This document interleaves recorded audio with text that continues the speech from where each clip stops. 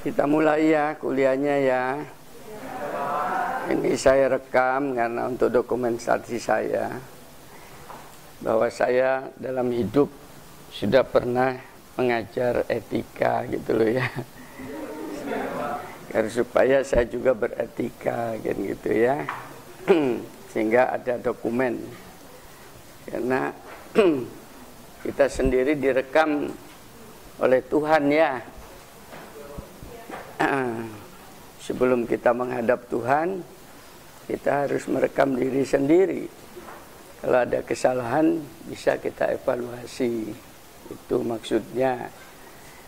Ya, alhamdulillah bahwasanya seusia saya masih diperkenankan oleh Tuhan untuk bisa ada di tengah-tengah generasi muda seperti kalian ini, ya. Yang harapannya tentunya bisa meneruskan nilai-nilai humanity, nilai-nilai kemanusiaan, nilai-nilai ilahiyat, nilai-nilai ketuhanan ini supaya terjadi keberlanjutan. Namanya pergantian generasi ya. Manusia pada dasarnya tidak bisa lepas daripada apa yang dinamakan value atau nilai. Kemanapun dia berjalan, nah ini yang dinamakan nilai.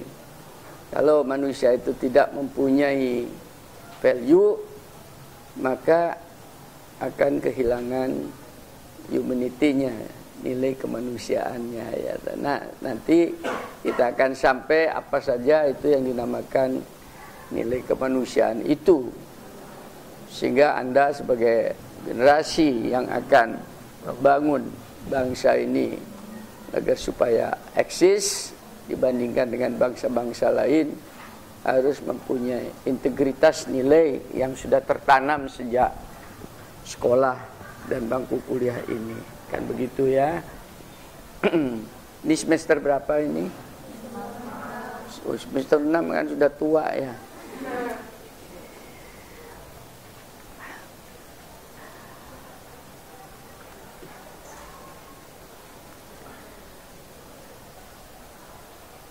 Untuk sampai kepada pemahaman value atau nilai itu, saya ingin memberi fondasi dulu ya, supaya dijadikan semacam komitmen untuk kita bersama-sama pegang teguh itu.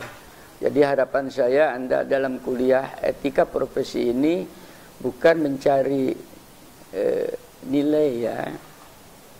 Ya saya tahu bahwa nilai, bukan mencari nilai ABC itu loh ya, tapi mencari nilai humanity yang harus dicari.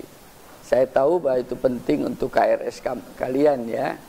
Tapi insya Allah kalau ikut kuliah dengan baik dan benar, itu tidak akan menjadi sebuah kendala.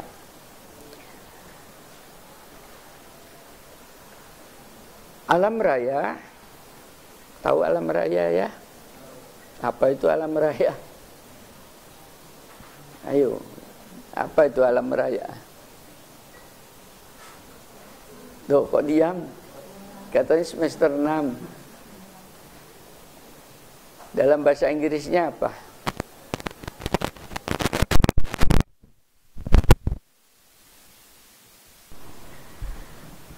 Matahari.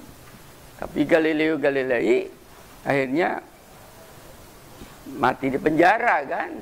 Karena dianggap membuat keresahan masyarakat. Ya masyarakatnya masih goblok-goblok. Sorry, nggak bisa diralat ya goblok-goblok gitu. Ya bodoh-bodoh pada saat itu. Eropa masih kayak begitu. Bumi saja katanya dikiranya seperti meja begini kok. Ya, kalau datang ke sana tenggelam. Tuh, ini satu realita di dunia yang dinamakan dunia modern itu tadi.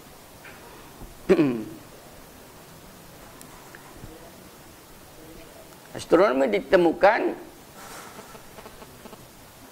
Belajar dari mana itu orang-orang barat tentang astronomi? Belajar dari timur. Dari timur khususnya adalah dari Timur Tengah. Karena di sana dikenal dengan ilmu falak.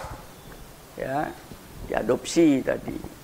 Falak menentukan kapan puasa datang, kan gitu ya. Menggunakan ilmu falak. Ya, timur sudah lebih maju dalam ilmu itu. Aljabar, matematik itu di timur dahulu, di barat belum. Apa barat sekarang punya kebudayaan tentang matematik? Tidak ada. Angka saja pakai angka Romawi kan. Huruf Romawi tahu? Angka Romawi. 1 jam ya, jadi jam ya. Jam besar itu 1, 2 kan Romawi itu ya. Itu tidak ada enggak. Ada angka 0 enggak di Romawi? Enggak ada. Jadi setengah itu enggak ada. Gimana nulis setengah? Pernah dipikirkan itu? Justru di timur. Dari Arab, huruf Arab 0, titik, kan begitu ya. 1, 2, 3, kan gitu ya. 4 dan seterusnya sampai dengan 10 tadi, 9, 1. Itu dari Arab. Makanya dinamakan Arabic number, bukan Rome number. Tidak bisa untuk ngitung itu angka Romawi itu. Kalau perkalian gitu 100 juta, ya apa nulisnya ya. Habis satu meja itu nanti. Nah, ini satu contoh. Jadi dengan berkembangnya pengetahuan itu tadi akan berkembanglah peradaban, kan begitu. Jadi manusia lebih sampel, lebih beradab tadi, menentukan kapan saya berangkat. Perhitungan-perhitungan waktu itu justru termasuk riset-riset yang sekarang di kampus yang kalian gandrungin, yang kalian dipelajari. Nanti kan kalian belajar tentang metode penelitian ya, ada mata kuliah metode penelitian kan. Tuh. Metode penelitian itu di barat tidak ada itu, tidak mengenal awalnya. Metode riset itu adanya di timur. Ya. Kemudian diadopsi oleh ahli-ahli barat, khususnya metode by research, jadi eksperimental. Itu di timur.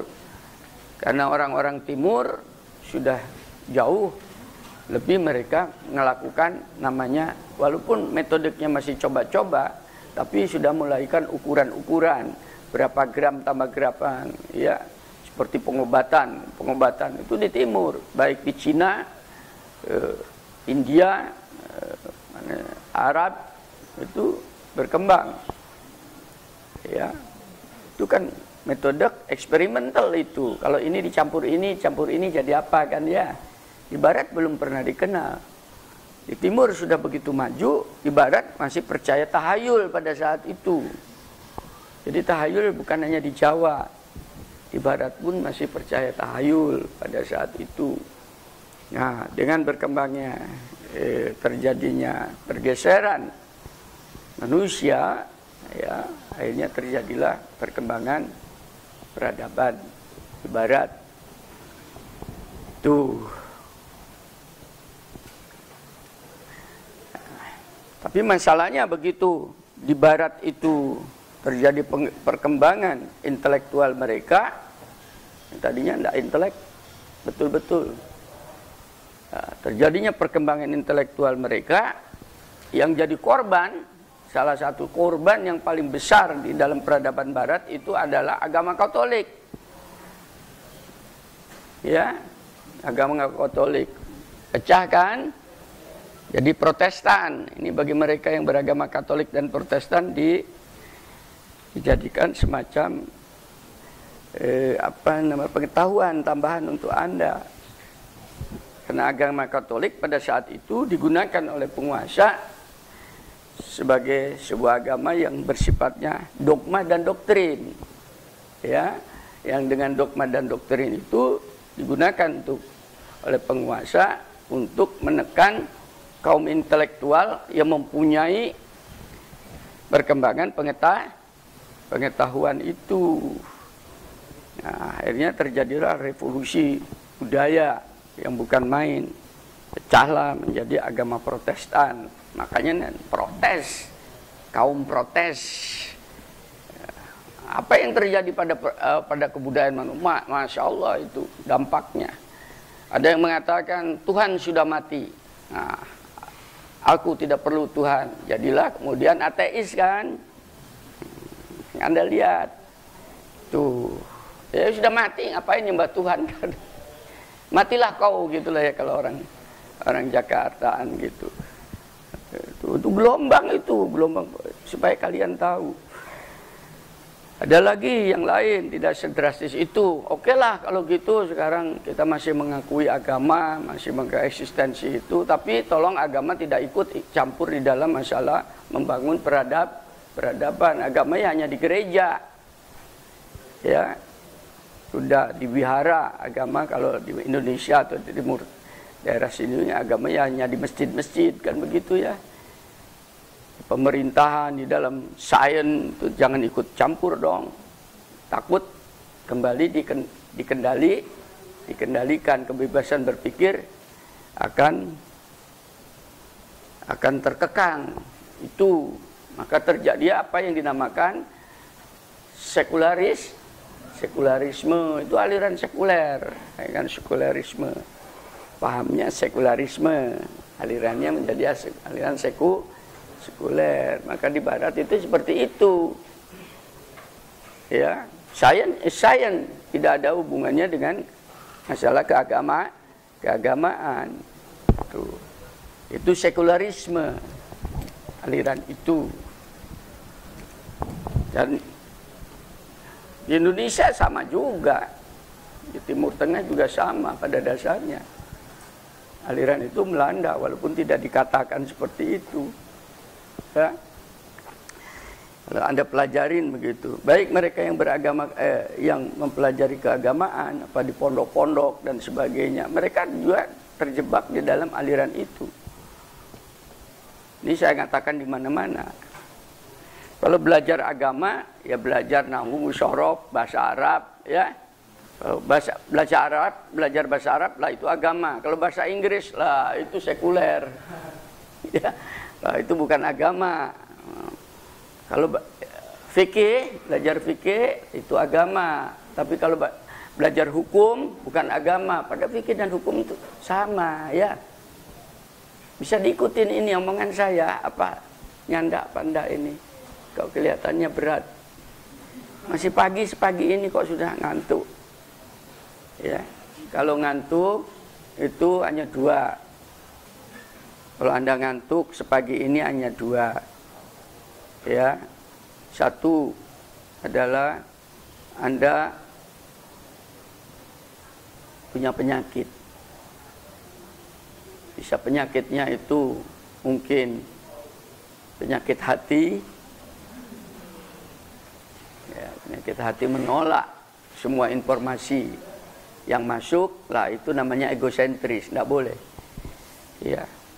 Sekecil apapun namanya pengetahuan itu harus diadopsi, harus diterima, harus didengar, dipahami.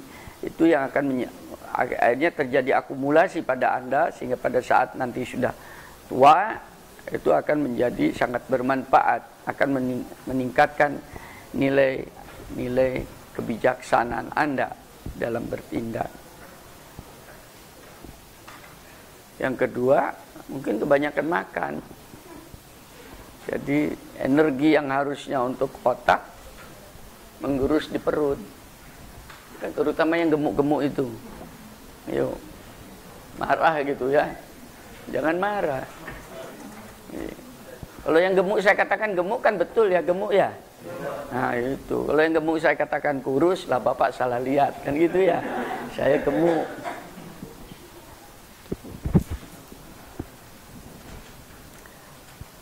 Itu yang terjadi.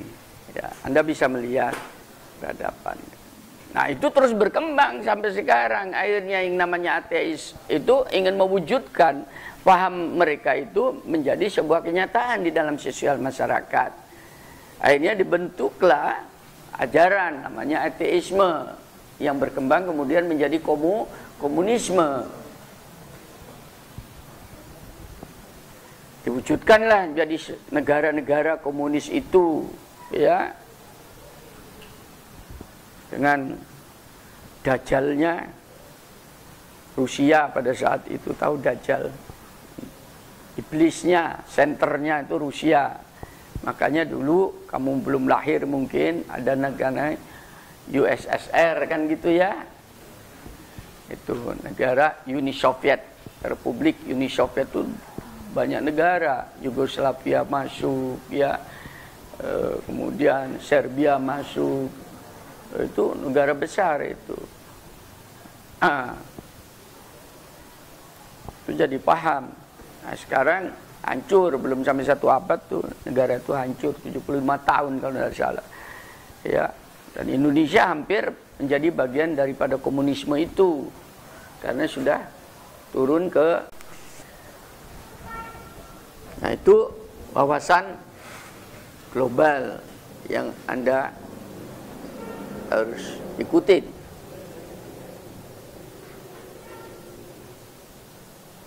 Negeri kita, Indonesia ini, untuk saya, sebuah negeri yang bukan main itu, yang harus kita syukurin. Ya. Sayang manajemennya ini yang amburadul. Bagaimana kita tidak mensyukuri? Sumber energi banyak, ya, baik dari di atas permukaan bumi, di bawah permukaan bumi, maupun di atas sinar matahari. Di Eropa mungkin matahari hanya ketemu 3 bulan sekali, ya, kena musim semi, kena musim gugur, ya, kena musim panas. Coba cari matahari ya sulit.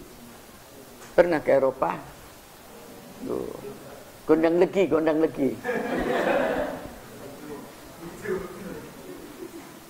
Ujon. Jalan-jalanlah sekali-kali gitu ya.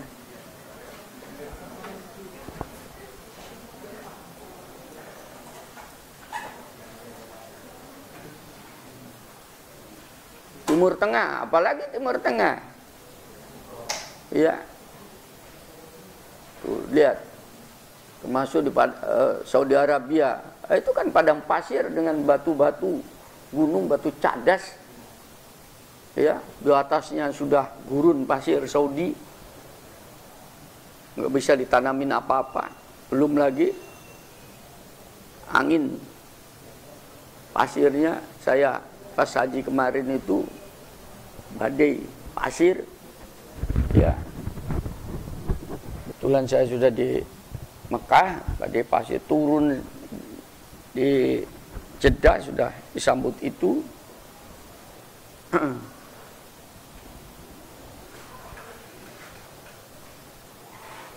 Gak ada yang menarik. Bandingkan dengan Indonesia, gunungnya itu bukan gunung batu, tapi gunung dengan beraneka ragam panorama, indah kan? Iya, pohon-pohonannya, iya. Sungainya mengalir di mana-mana. Jawa saja sungainya puluhan kan? Itu. Nah, ini harus disyukuri. Saya mencoba mencari sungai di Saudi Arabia, ada anunya, kanalnya, tapi sungai pasir. Mana airnya, ya?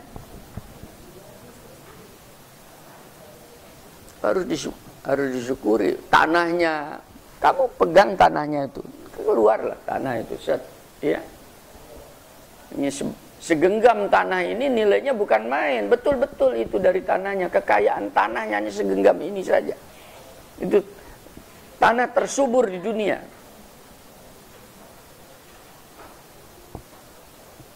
Khususnya di Jawa. Makanya kalau tanah Jawa kemudian dijadikan kawasan industri, saya nggak ridho. Ini adalah harusnya menjadi agraris, pertanian, karena tanah kelas 1 untuk pertanian di Jawa. Kalimantan segitu besarnya, nggak ada apa-apanya kualitas tanahnya dibandingkan di Jawa. Di sana pH-nya 3, Kalimantan tuh 3-4, masam, kedelai nggak tumbuh.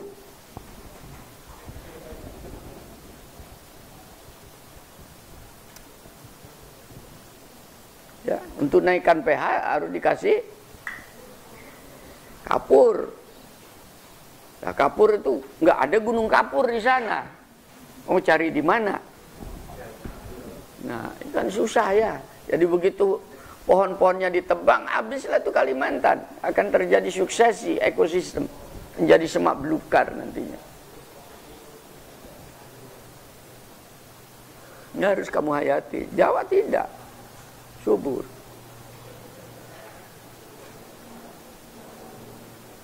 Hanya kebanyakan kalau sudah ke tanah Jawa nggak mau kembali lagi ke Kalimantan, nggak mau lagi ke luar Jawa, karena sudah kadung keenaan di sini ya, fasilitas ya. Nah, itu harus ada kebijakan yang makro dari pemerintah. Pembangunannya jangan ngelubrek di Jawa, sebarkan keluar Jawa. Bahkan kalau bisa itu ibu kota pemerintahan, bukan ibu kota negara loh ya. Ibu kota pemerintahan itu di luar Jawa, jangan di Jakarta. Ibu kota negara Jakarta, karena punya historis. Tapi ibu kota pemerintahan taruh di luar Jawa.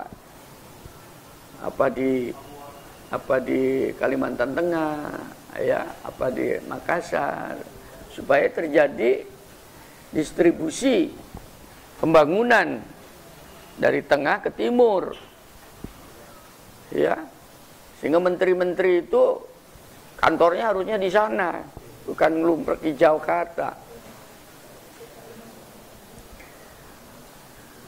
Belanda juga begitu kan, ibu kotanya mana Belanda? Lu Amsterdam, tapi ibu kota pemerintahannya Den Haag. Ngurus paspor barang bukan ke Amsterdam, tapi di Den Haag. Tuh. Amerika, ibu kotanya mana? Washington DC. Pemerintahannya di mana? New York.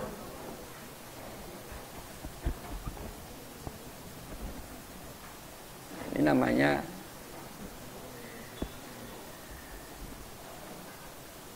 anggota DPR, nggak di Jakarta, taruh. Kalau perlu di hutan. Biar kalau berkelahi kayak kera gitu ya. Tahu. Saya sendiri nggak tahu masyarakat kita tuh memilih anggota DPR dengan kualitas kayak begitu tuh apa yang dibangun? Moneter saja nggak ngerti, tentang politik global nggak ngerti, ya, ekonomi global nggak ngerti. Bangun ini dari artis ngerti apa? Ini bisanya nyanyi itu, ya. Ya, ini sebuah sistem yang untuk saya memprihatinkan, yang harusnya dijadikan bahan kajian untuk kita ya. Ini sebuah mukadimah dari saya sebagai pembuka wawasan untuk kita masuk kepada kuliah etika profesi. Karena begitu Anda bisa berbicara profesi, mau tidak mau Anda harus berbicara tentang global.